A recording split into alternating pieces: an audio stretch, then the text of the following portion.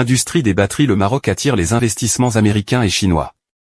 La Chine renforce sa suprématie dans le secteur des batteries de véhicules électriques au Maroc tandis que les États-Unis s'efforcent de rééquilibrer les forces en établissant un partenariat stratégique avec le Maroc.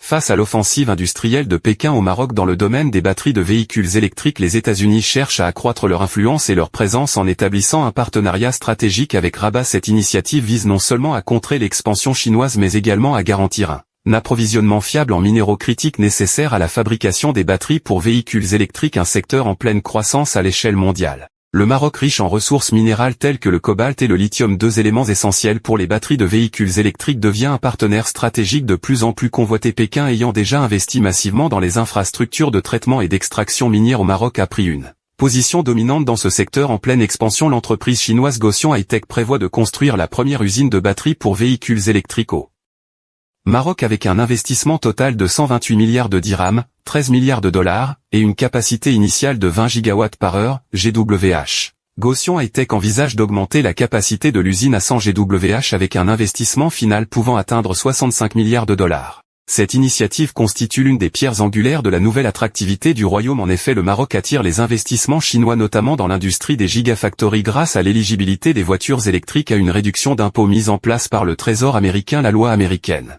sur la réduction de l'inflation a incité les industriels de l'automobile à produire des véhicules électriques en Amérique du Nord. Cependant, le Maroc est exempté de cette disposition en raison de son accord de libre-échange avec les États-Unis.